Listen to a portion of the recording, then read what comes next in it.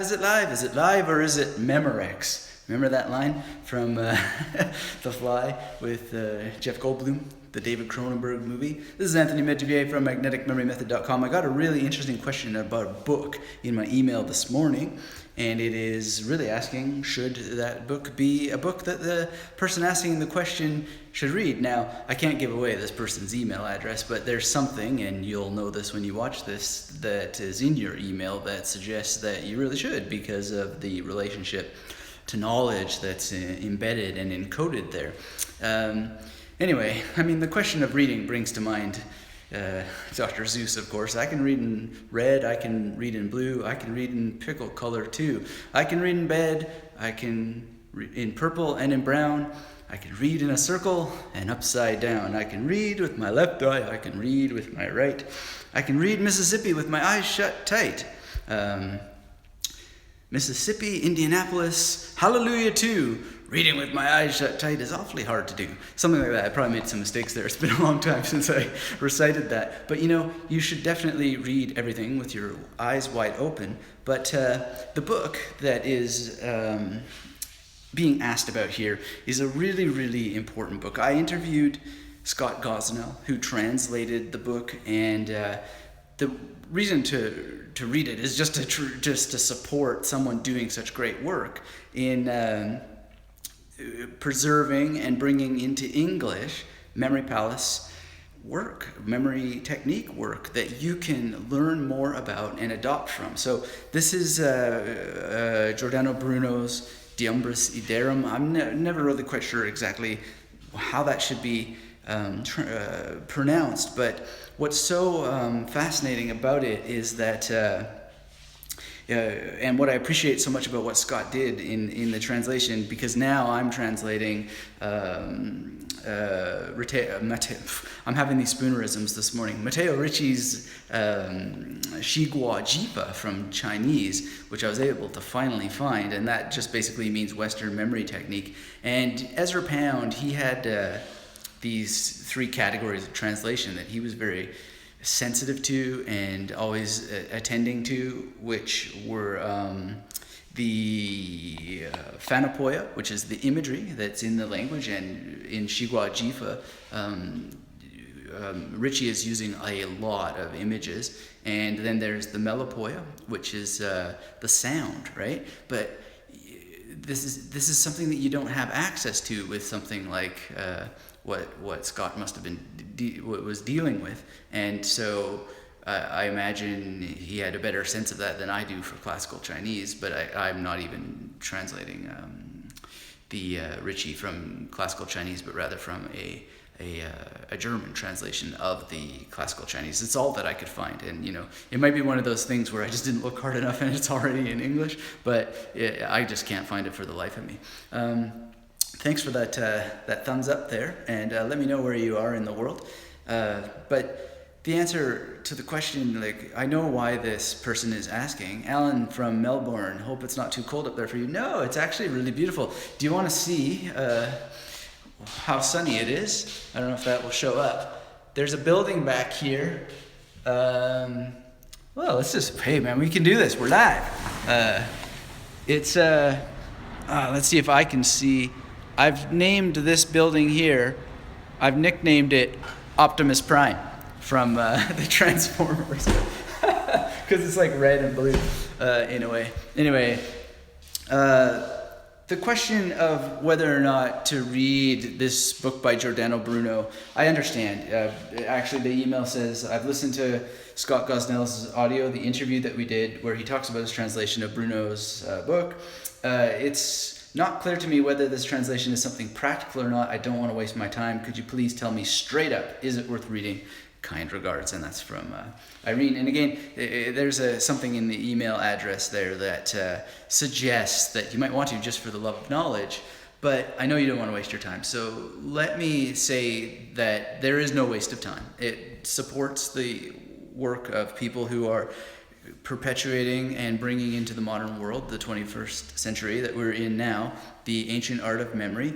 And what will happen is, if you are a practitioner of memory techniques, and this won't happen if you aren't, you will learn so much about the practice, because you will do it from a point of experience, and you'll be like, and I really like that you emailed this now, because I'm deep into Bruno and doing an intensive study and really trying to understand his mythology and some of the mystical ideas, and are they really mystical? And there's ladders to heaven and all kinds of interesting things that are going on there, and I won't get too much into it because it's for the real serious stuff later, but I actually want to reach out to Scott about it as well, because I'd love to, if you were to think of magneticmemorymethod.com as a kind of university, I'd love to have a textbook and somehow be able to make sure that people are using that particular translation to read when they take the course.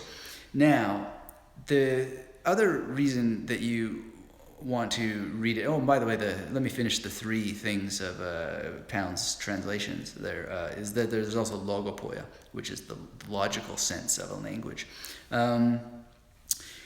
So what you want to really be attuned to when you're making any sort of assessment is, Alan Salmi is here. Finally caught you live. This is Alan from Chicago. Alan, it's so great. We've had a few correspondences in different things over a while, actually. So really great to meet with you. We're talking about whether or not one should read Giordano Bruno or not, and whether it's a waste of time. And I think I appreciate it. Because I appreciate the question, because there's something about memory where you can conceive of it just as a pure, raw skill, like learning how to code, CSS, HTML, or something like that, that really is just a skill, that you use to achieve an end. If you want to tighten a handle, like this handle here, if I wanted to tighten that, all I would do is, get a screwdriver, and that would be the purpose of the screwdriver. Would be to tighten the handle, right? I wouldn't need to go and read the art of and the history of screwdrivers in order for that to happen.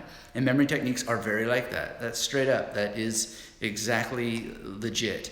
Meryl asked me, what university did I attend? Whoa. Well, that's a history right there. I went to OUC, which is Okanagan University College. It's probably changed its name. I went to UNBC, which is the University of Northern British Columbia. I went to York University in Toronto, and I also went to the European Graduate School in Switzerland. So, and I have 4 degrees in total, not to mention a bunch of certifications. So there's a BA in English Lit, there's an MA in English Lit, there's an MA in Media and Communications Philosophy, and then there's a PhD in Humanities. In any case, interesting question.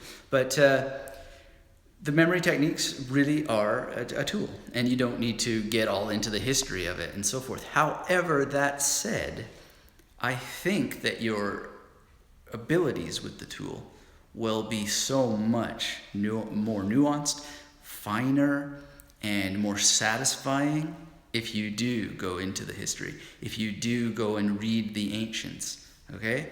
And because there are things that you'll pick up, and not just from Bruno, but from the entire tradition. Even reading Aristotle on memory, even though there's no hard memory training there, the metaphors of how we frame what we're doing are very, very powerful for helping us to actually experience them in more powerful, engaging, and fruitful ways.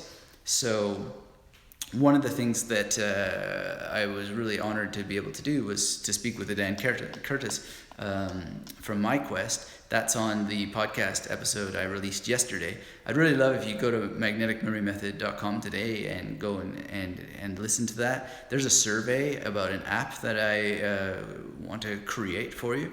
And we talk about the metaphors that we create, and he uses the quest metaphor, and he talks about his journey towards creating a platform, a way to create quests so that people could follow these journeys. And it's very, very important that this metaphor is there. So should you read Giordano Bruno or any book from the history of memory techniques? Well, yeah, because it will help you create your story. It'll help you create your educational memory metaphors and what are important to you.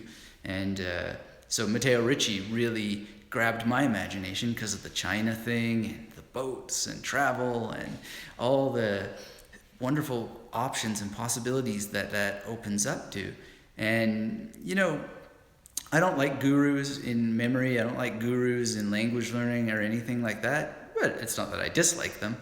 But there is a use for it all. There is a use for finding a figure and kind of following that figure or a number of figures and allowing you to dissolve your ego a little bit inside of them, so that you can get the benefit of tradition, so that you get the benefit of actually resting the cognitive overload that comes from discovering things on your own with someone who's been on the path before you. So that's another reason to read from the tradition. And Bruno is a great one because, you know, there's the demonstrations and this is, you can, if you know memory techniques, if you use them yourselves, you can tell that he's talking about it from experience. And so whatever books that you read, you want to make sure that you're reading books from people who are legit, who are really literally using the memory techniques, not people who just are like, yeah, let's write a book about memory techniques, which there are a lot out there. I don't pretend to have final judgment on any of them, but there are many books that I've read where I'm just like, does this person really use these techniques? Like, why would they, what?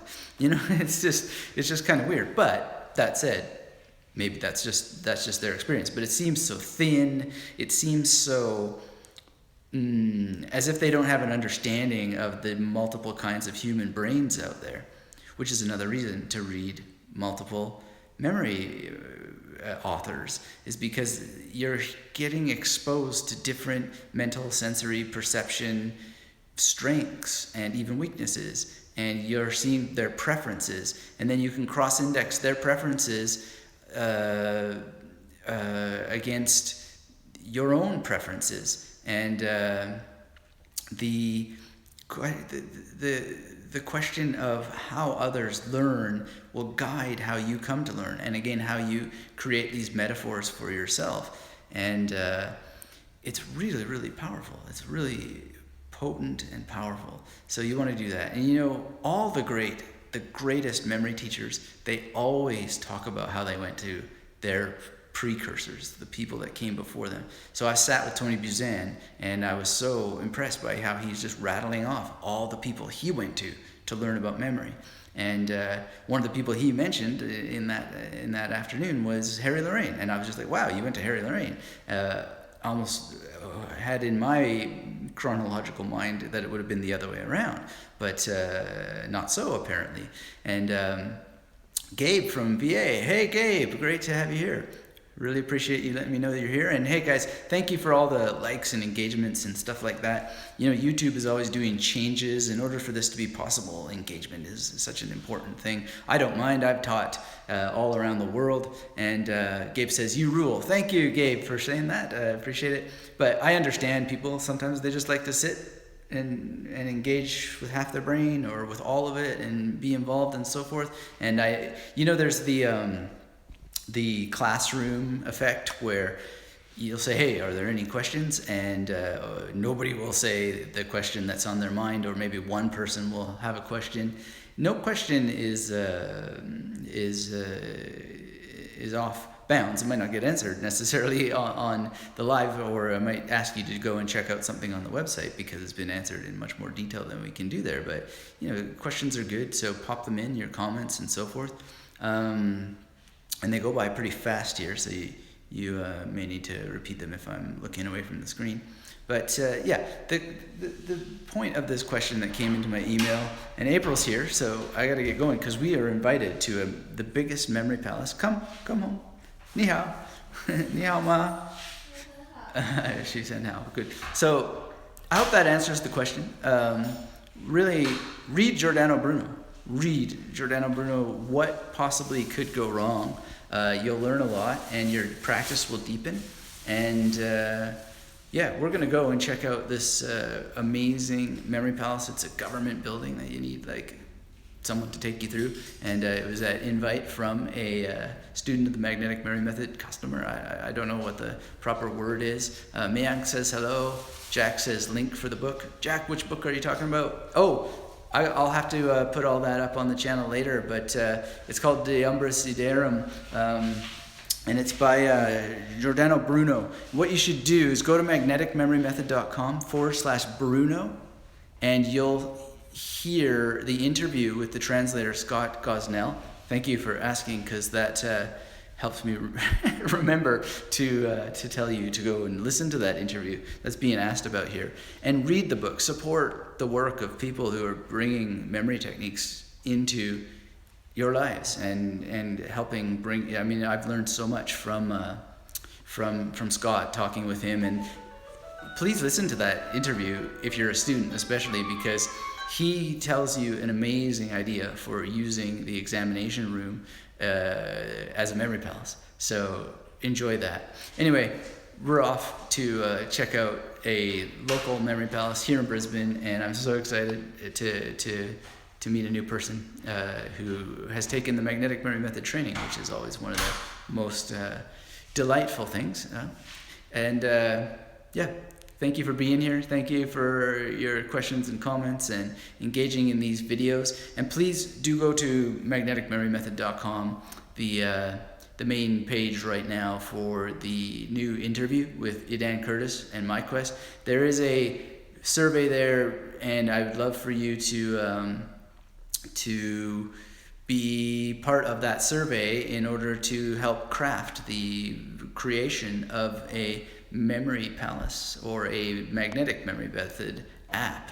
It's really up to you what it will be. I want your feedback. And Gabe says, congratulations on the wedding, keep magnetic. Thanks, Gabe. Alan says, do I ever photograph new memory palaces? You know, I sometimes do. If you're in the magnetic memory method masterclass and mastermind, you'll see some photographs of them. I often do it for teaching purposes. The better thing is to draw them, but there are a lot of neat things that you can do with photographs to help create different kinds of memory palaces, and that's all covered in the training. So thanks everyone for being here. I really appreciate it, and until we have a chance to speak again, come and visit me at magneticmemorymethod.com/Bruno for the interview with Scott Gosnell, and just the main page for the new interview with Idan Curtis of MyQuest.